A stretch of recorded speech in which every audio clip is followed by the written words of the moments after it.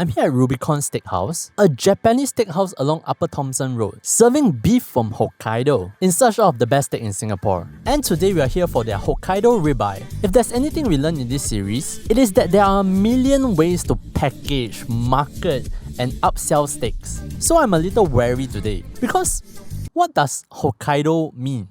Yeah, I know it comes from Hokkaido genius, but there isn't a species nor rating for today's steak. If anything, we know that Hokkaido is a nice, cool place with fresh air and fresh water, so we can perhaps infer that that makes their beef better. I don't know, but that's what we are here to find out.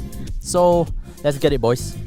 I wish I could tell you guys more about Rubicon, if that is even how it's pronounced, because there's nothing on the internet.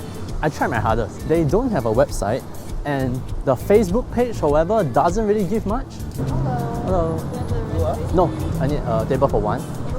Yeah. This table, please. Yeah. It's for my vlog. I know you had that. Yeah. That best steakhouse in Singapore, guy. Yeah. The average waiting time varies from 20 minutes to 40 minutes. Cooking settings are only available in rare, and medium. Interesting. Oh, the menu is different from what I saw online. Well, if it's any assurance, at least the price point is the usual intimidating range. That, along with the many recommendations that I received for this place, should guarantee us a good steak, right? We get a choice of tenderloin, sirloin, ribeye, or lean, which I suspect should be a mincemeat steak hamburger, since it's much cheaper. 500 grams only go for like 91. It is interesting that the sirloin is almost 50% more expensive than their ribeyes, when usually these two cuts are supposed to be around the same price point. Well, seems like I have my choice made for me. Hi. Can I get the 500 ribeye? Medium rare, please. Yeah. And that's all. Thank you. I'm seated right beside the counter. Like, that's the door. Right. Literally just aisle down. And I'm seated here. But what I noticed was, this was very interesting. These are all import receipts, perhaps, of the beef. So other than their steaks, right, which you simply order by weight, they have steak sides, and get this, it's $2 for fried garlic, $3 for mashed potatoes, and $1 for Dijon mustard and wasabi, not $6. There's also Japanese ice creams, and sake, and mochi. Wow, okay, cool. All the steakhouses I visited so far, this is open for the shortest time. 4.5 times 5. They are open for 22.5 hours a week. That means they can make rent and profit within these 4.5 hours a day for 5 days a week. I wonder how many people can do that, honestly. Strange way to serve whiskey, but okay.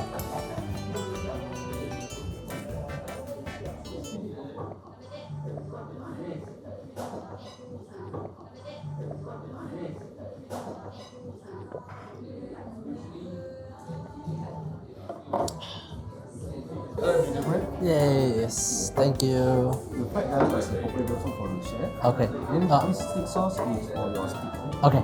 Thank you. Enjoy your. Thank you. 500 gram. I like the way they plated it, like showing this piece right on top, right? Plus points. Anyway, let's get it.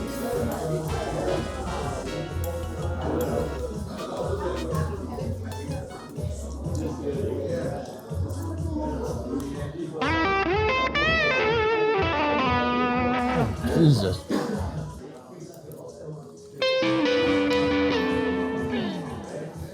What is this quality?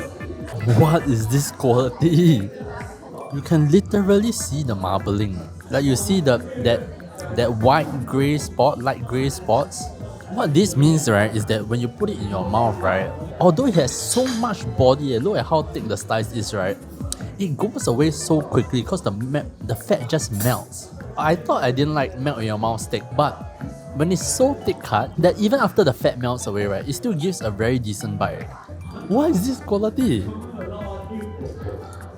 At this price point, right, I think it's actually the best quality meat so far in the series. I was super shocked because I was not expecting this level of meat, but once you bite in and the juices gush out, right, it's very obvious that this is made out of money. It is so fatty and meaty at the same time. Like there is chew, but it's like, oh, there's so much fat. There's so much fat flavor. An even better example, like what is this? What is this? Hello? Is this kueh lapis? Is this some sort of... What is this? Jesus. They also have some boiled vegetables. Really helps with the fattiness. And my complimentary roasted garlic. Gently roasted. It's still not extremely soft. I think this is like 30 minutes maybe. The premium fat flavor is so obvious. And at this price point, how can something be so premium and affordable? You know what else is premium and affordable? Today's video sponsor, ErgoTune. ErgoTune offers high-quality ergonomic chairs that can be adjusted to fit your body like a glove. With 11 points of adjustment, you can customize your chair to support you exactly where you want it to. It's like the best friend you never had, always being wherever you need them to be. You guys know that I try to be as honest as I can in my reviews, so let me give you my most honest comment. I would not have accepted the sponsorship if I did not already know that ErgoTune is good. Several of my friends own an ErgoTune chair and I have heard great things about them. So for a limited time only, if you use promo code ALDRIC, that is ALDERIC, absolutely nothing will happen because they didn't give me one. Also, this is a product sponsorship, so my steaks are still full priced, i.e. I'm still poor, but comfortably, ergonomically poor. Now back to the video. Welcome back. We can talk about the second hit. The crust is nice dark brown and it's also crispy. Exactly how I like it. Steak flavor comes from both the fat and also the dark brown crust, and this does very well. But I keep coming back to the fat lah. The fat is insane. What is this beef? What is this beef?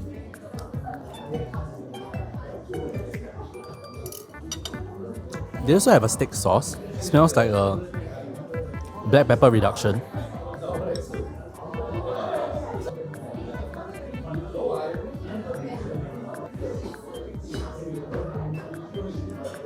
I remain that you shouldn't play around with high quality beef. The sauce doesn't add anything, it just makes it different. And in this case, I would much rather have that fat flavor. Down to 3 pieces. It may seem like the sun has set in front of me, but it has been only 15 minutes since I started eating. And now it's time to talk about the misses. There is but one. The salt goes crazy. They went crazy on the salt. A part of the reason why I was so shocked on the first bite, right, was that it was so salty.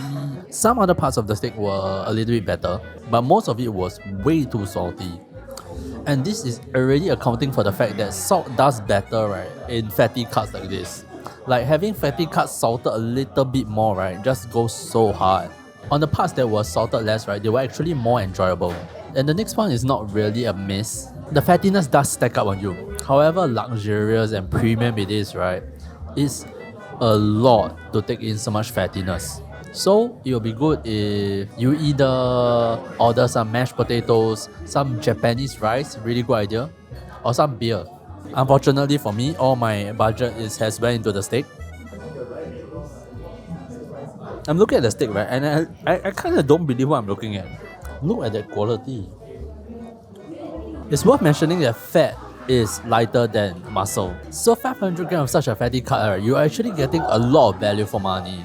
I think this should be a pretty straightforward verdict. Maybe.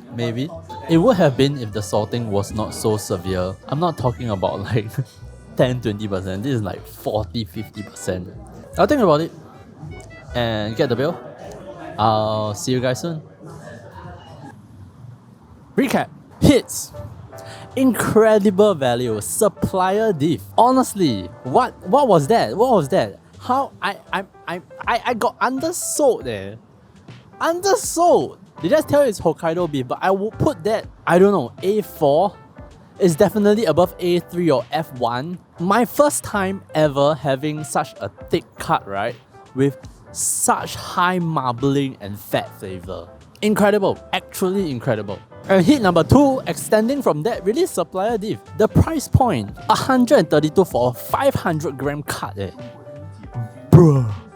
And probably the best quality meat I have had so far in the series. Good value. Hit number 3, cook very well. Nice crust, which is something I always look for, that tiniest crispy bit, which we haven't had since Wolfgang probably. But Wolfgang one was like really crispy. This one just a thin bit. All it needs to do, that's what I look for when it comes to crust. Big hits, misses. Overly salted, like heavily overly salted. Jesus. It reminds me when I first started cooking, when you like don't know how much salt is too much or what, then you're like, oh, too bad. But amidst all that salt, right, it still tastes so good because the product is so good. And miss number 2, the logistic of the restaurant is not great. It is open for 22.5 hours a week, and it's really small. Like, it's like half a stall. There are 18 seats maybe, and I was seated like right along that pathway in this really small space. Not the most comfortable when you think about a steakhouse. When you're gonna drop $100, $200 on steak, right, you want the place to at least be, you know, comfortable. You can like sit down. But that place was so tight. I don't think it would be ideal for any kind of gathering. It's not terrible, but it's just not ideal. Which a primary purpose of steakhouses is to, you know, celebrate stuff. Or at least I think so. So that's enough for me to come up with the verdict. 1 steak I'll walk for the steak, 2 steaks I'll take a bus for the steak, and 3 steaks I'll go anywhere in Singapore for the steaks. And Rubicon Steakhouse is 3 steaks.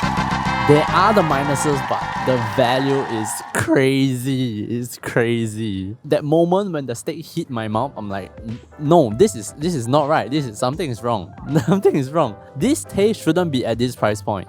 Such a good product at such a good price point and cooked well as well. It's nice. There are some peripheral things like their opening hours or their store, which I think if they do better, they'll improve over time. Maybe get a bigger place with better acoustics. But the steak itself, I'm very impressed. But yeah, that's all I have for you guys this time. If you want to check out the other best steaks in Singapore videos, you can click over there. If not, I'll see you guys in the next video. Bye!